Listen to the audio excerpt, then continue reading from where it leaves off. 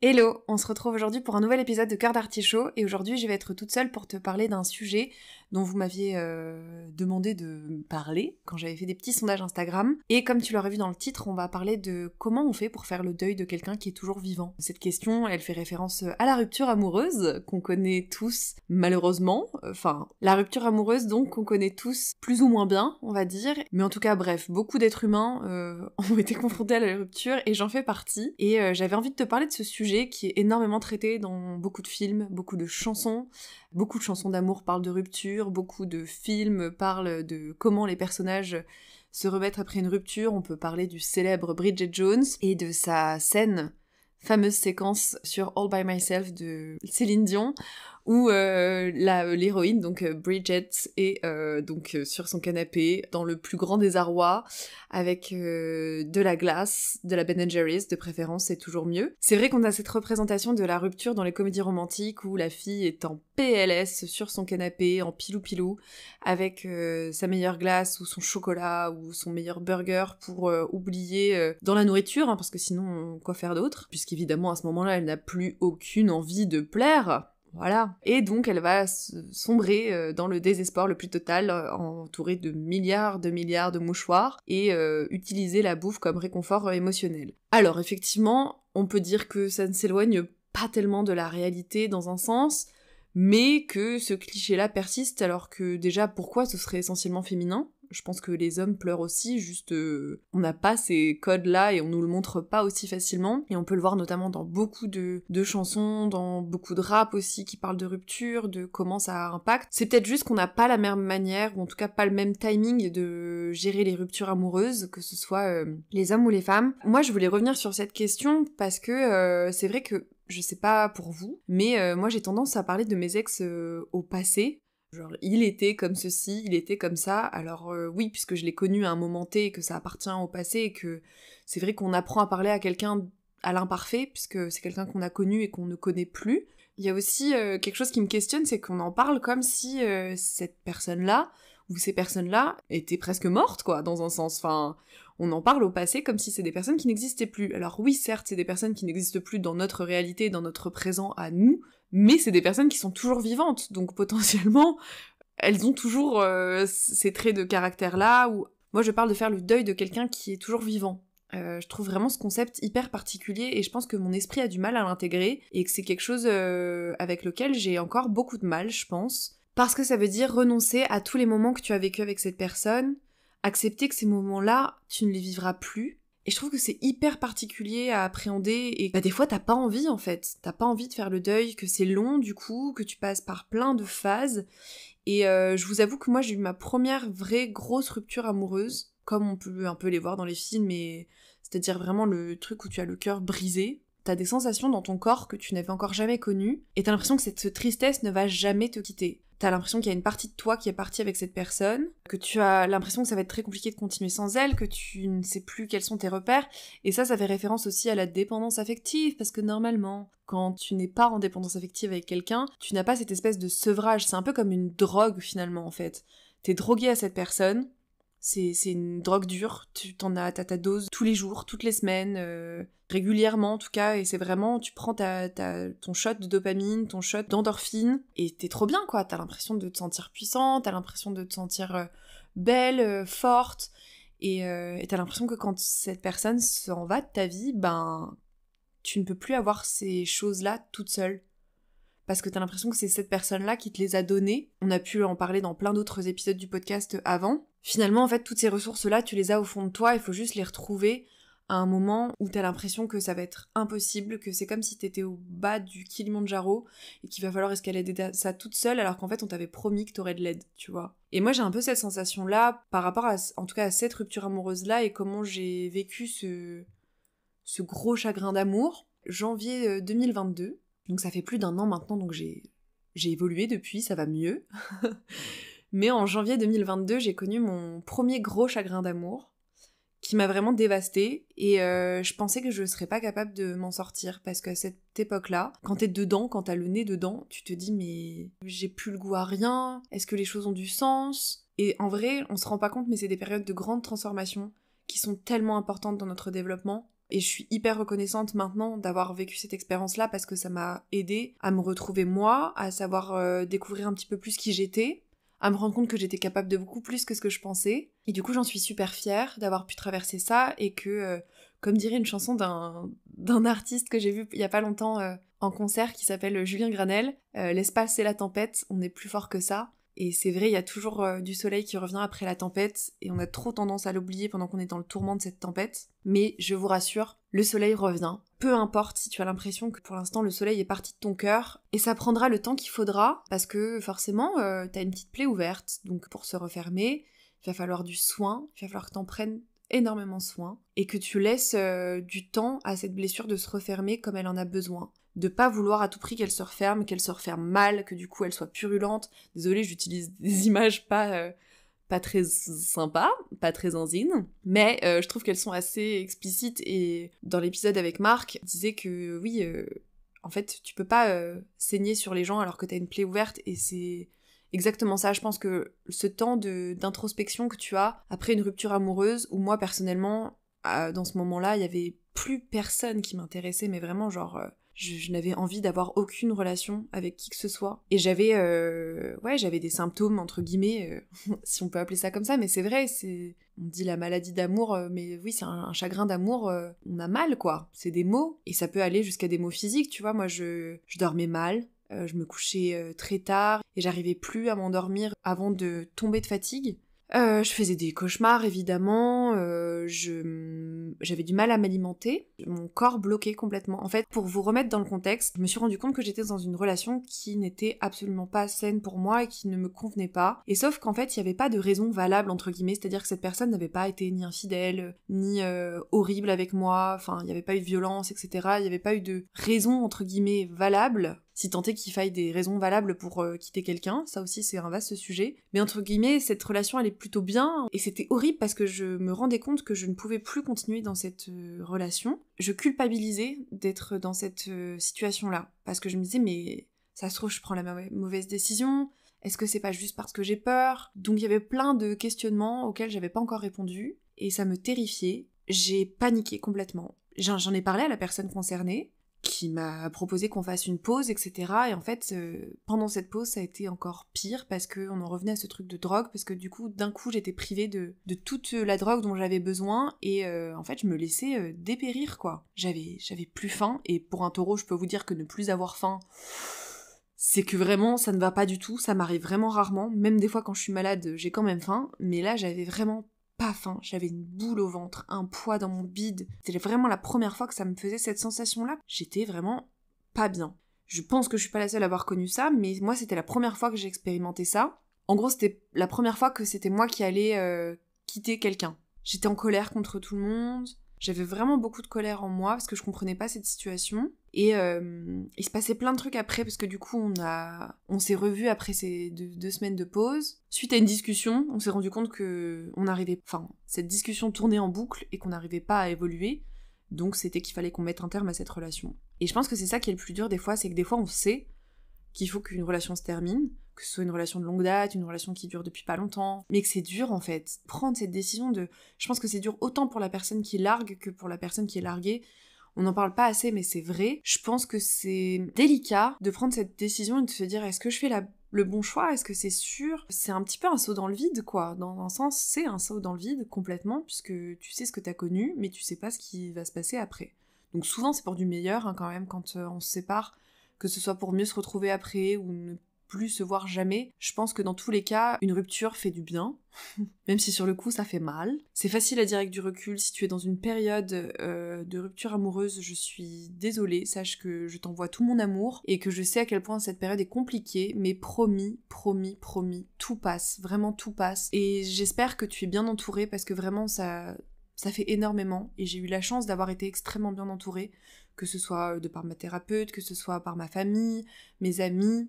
J'ai eu la chance d'avoir vraiment énormément de soutien suite à cette période-là de ma vie. Et encore maintenant, quand j'ai eu des déceptions amoureuses, j'étais effectivement très bien entourée, mais ça ne m'empêchait pas de penser, mais vraiment H24 à cette personne, je n'arrivais pas à la sortir de ma tête, et j'avais plein de trucs que je n'avais jamais eu avant, à savoir que j'espérais la croiser dans le métro, que j'espérais recevoir un appel de sa part, un message, parce que, autre petite particularité, c'est que cette personne ensuite m'a ghosté. Peu importe la situation, en plus, le fait est que cette rupture s'est bien passée de base. Donc pour moi, il y a rien qui justifie le ghosting, genre j'aurais préféré avoir un message de cette personne qui me disait « Désolée », enfin, même pas désolé, genre, je peux plus te répondre, ça me fait du mal, et j'aurais compris, tu vois. Mais le fait d'être face à un ghosting, et donc du coup une disparition de cette personne, parce que le ghosting, voilà, il y a le mot fantôme dedans, c'est vraiment le fait qu'une personne arrête complètement de répondre, n'existe plus dans ta vie de manière totalement soudaine. Ça m'avait jamais fait ça, en fait, de chercher partout cette personne,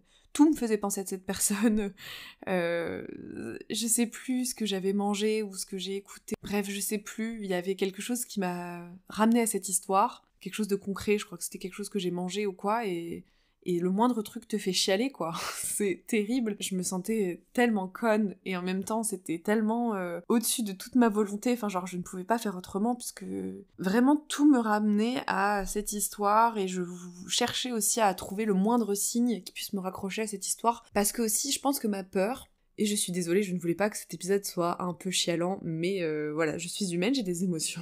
Et en fait, je pense que ma peur, c'est de me dire que... Pardon. Je pense que ma peur avec les ruptures, et donc avec le fait de faire le deuil de quelqu'un qui est toujours vivant, c'est de me dire que ce qu'on a vécu, j'ai peur que ça n'ait jamais existé, en fait. Voilà. Je pense que c'est ça ma plus grande peur, et je pense que je suis pas la seule à avoir ce ressenti-là. Alors, je reprends mes esprits.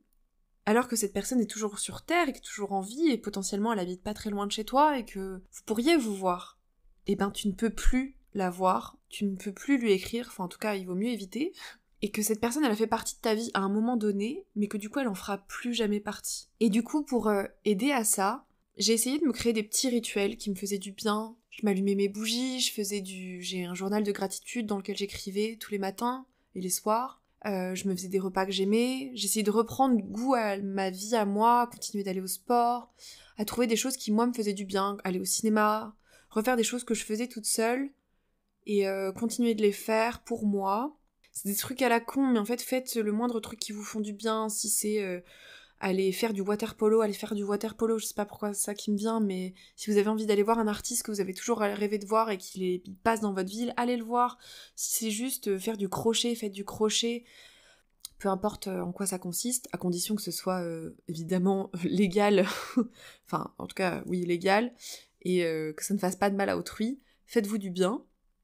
Continuez de me questionner, d'avancer, de prendre confiance en moi sur plein d'aspects, de faire des choses que j'avais jamais essayé de faire, de faire des choses nouvelles, de me challenger sur plein de choses, de reconnecter à ma féminité, de retrouver un équilibre que j'avais perdu. Et aussi, autre chose qui m'a vraiment énormément aidée et que je conseille à tout le monde, mais même pas rupture, peu importe, tout au long de sa vie, quand on était ado et quand on était enfant, on avait des journaux intimes. Enfin, en tout cas, moi, j'avais un journal intime. Et c'était kiffant. J'ai fait la connerie, ne faites jamais ça, j'ai fait la connerie de jeter ce journal intime.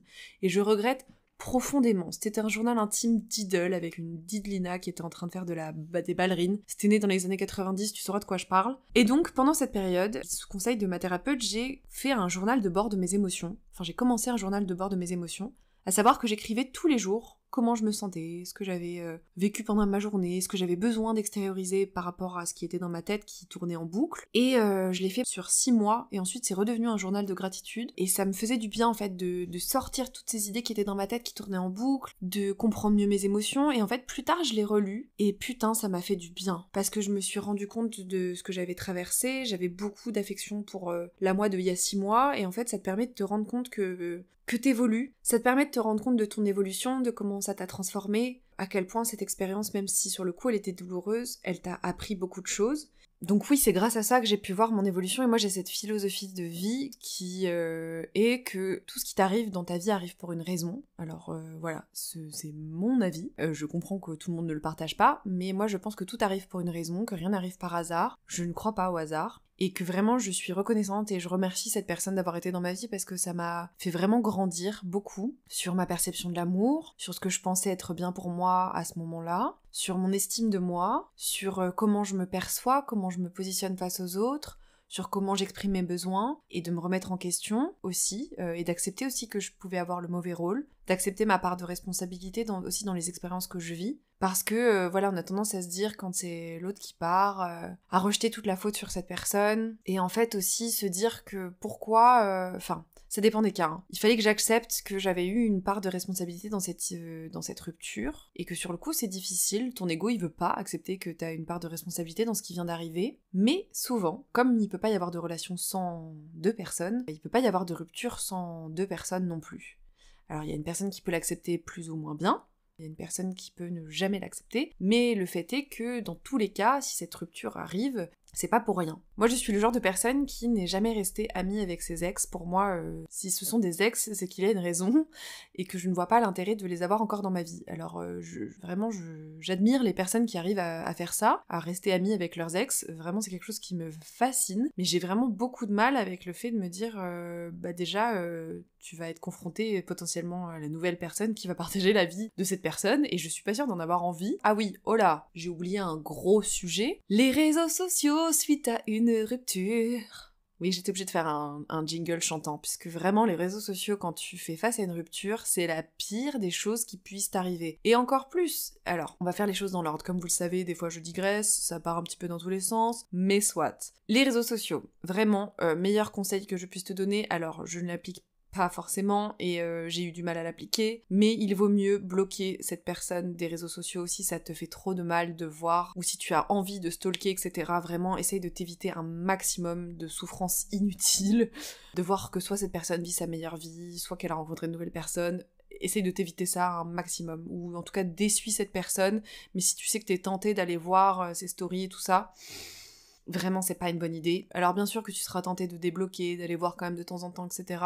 Moi, j'ai eu cette chance, c'est que j'ai été bloquée par la personne en question, et du coup, il m'a rendu un grand service. Non mais c'est horrible, mais c'est vrai, j'ai un petit problème de curiosité malsaine, et je suis un peu une stalkeuse, je vous l'ai déjà dit, mes potes m'appellent le FBI, et donc, c'était mieux pour moi que ce soit dans l'autre sens. Comme ça, j'étais pas tentée, et je le suis plus. Voilà. Mais je sais que c'est un souci, que j'y travaille, et que je me sens extrêmement conne de raconter ça, mais c'est moi, hein, donc je vais pas faire genre autre chose. C'est moi, je suis comme ça. Je sais que c'est pas bien, mais ça va mieux. Et du coup, tout ça pour dire que quoi. Donc oui, vraiment, les réseaux sociaux, c'est la pire des choses. Si t'essayes de ne plus penser à quelqu'un et que tu la vois tous les jours dans tes stories, en train de poster des trucs, oh là là, au secours, c'est vraiment pas le bon bail. Autre chose aussi, moi j'ai la chance de ne pas être dans un environnement où je croisais ces personnes... Enfin, je ne croise plus mes ex, voilà. Ou les personnes que j'ai fréquentées, etc. J'ai la chance de ne pas les croiser tous les jours. Si malheureusement tu es dans la situation où tu croises cette personne régulièrement, force à toi, parce que ça va être vraiment difficile. Prendre ces distances au maximum. Si vous avez le même groupe d'amis, c'est encore plus délicat. Mais peut-être que oui, pour un temps, mettre les choses sur pause, tu seras tenté d'y retourner, et des fois c'est pas une bonne chose. Et après, potentiellement, peut-être que vous pourrez vous revoir, tu vois, c'est ok, tu vois, si toi tu t'en sens capable et tout, que t'es au clair avec ça, why not? Juste moi, je sais que j'avais besoin de couper les ponts de manière totalement radicale, et il se trouve que je n'ai jamais recroisé, et ça c'est fou quand même, mais jamais, recroisé aucun de mes ex après qu'on se soit séparés. Alors que tu te dis, des fois tu croises des gens comme ça, que t'as pas vu depuis des années, et tu les croises par hasard, et tu te dis, attends, c'est quand même zinzin. Ces personnes-là, je ne les ai jamais recroisées. Et tant mieux, je pense, c'est qu'on doit plus se recroiser, tu vois. Pour finir cet épisode, je pense que ce que je peux dire, c'est qu'il faut accepter que la vie est faite... La vie est faite de rencontres, non. Oui, la vie est faite de rencontres, en soi, oui. Accepter qu'il y a des gens qui sont que de passage dans ta vie, qu'il faut pas forcer les choses, que s'il y a que toi qui es en train d'essayer de recoller les morceaux, ça sert pas à grand chose, que des fois faut lâcher prise, faut accepter que les choses elles évoluent, que la vie c'est plein de cycles, que c'est impermanent.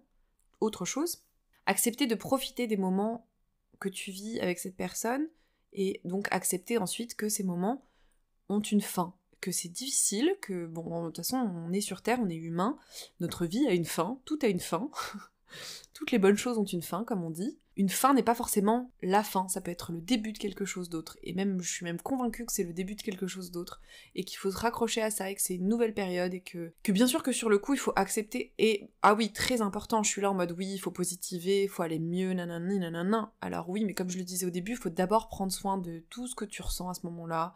Tu peux ressentir de la trahison, tu peux ressentir de l'injustice, tu peux ressentir énormément de haine, tu peux ressentir énormément de solitude, d'abandon, de blessure du rejet qui ressort, un cocktail molotov de tout ça. Et évidemment, faut en prendre soin de ouf, il faut accepter, faut pleurer le temps que t'as besoin de chialer, faut hurler dans un coussin le temps que t'as besoin d'hurler dans un coussin. Après, si tu peux hurler parce que t'as pas de voix, fais-le. Mais un truc que je rêverais de faire, c'est une Fury Room. Oh my god, mon rêve. Pour expliquer, une Fury Room, c'est donc une pièce où t'as plein d'objets divers et variés. On te donne une batte de baseball ou ce que tu veux, je crois, vraiment, pour pouvoir taper dedans et défoncer tout ce qu'il y a à l'intérieur. Et quand t'as beaucoup de couleurs, quand t'as beaucoup de colère accumulée, ça peut être moi en tout cas c'est un truc qui me ferait kiffer parce que je sens que ça m'aiderait à tout lâcher, tout ce que j'ai besoin de lâcher. Mais ouais, si t'as une soupape de décompression, un truc qui te fait extérioriser tout ce que t'as à l'intérieur là, qui te bouffe, faut le sortir, parce que tôt ou tard sinon ça va te gangréner et ça va te bouffer de l'intérieur et c'est vraiment pas bon. Faut extérioriser tout ça, tu peux pas continuer de vivre avec ça, faut accepter de pleurer, faut accepter de crier, faut accepter de pas être bien, faut accepter de dire écoute en ce moment je vais pas bien, faut accepter de demander de l'aide aussi, très important. Dans ce moment-là, si tu sens que t'es vraiment pas bien, y a pas de mal à dire je suis désolée, j'y arrive pas toute seule, j'ai besoin d'aide, c'est très humain et il faut demander de l'aide. On n'est pas des super-héros, on peut avoir des super-pouvoirs, tu vois, mais on n'est pas invincible, on est vulnérable, il y a des choses qui nous touchent, et c'est ok de ouf. Et je pense que les gens autour de toi le comprendront aussi, et souvent, si t'es bien entouré, tu auras le soutien et l'amour dont tu as besoin, et tu te rendras compte qu'en fait, tout ce que tu croyais avoir perdu, tu l'as déjà autour de toi, et tu l'as en toi. Et ça, c'est extrêmement beau. Et vraiment, en fait, accepter que, voilà, ces choses ont une fin, mais que c'est pas grave, et que tu t'en remettras, que ton petit cœur, même s'il a été brisé en 1000 morceaux, bah tu prendras tous ces petits morceaux et tu les recolleras, et il sera encore plus beau, et il sera encore plus flamboyant, parce que ça t'aura rendu encore plus forte, mais plus forte dans le sens où pas à te refoutre une carapace, enfin en tout cas moi j'ai pas envie de me refoutre une carapace et me dire ok tous les mecs sont des connards, non. Alors tu peux avoir cette phase, évidemment, ça a le droit d'exister, comme tous les sentiments ont le droit d'exister, tout sentiment est légitime. Parce que je dis ça sur le ton de l'humour, mais parce qu'il y a eu un moment où je hiérarchisais vachement les sentiments que je devais ou que je pouvais ou non ressentir, ce qui était ok ou pas de ressentir,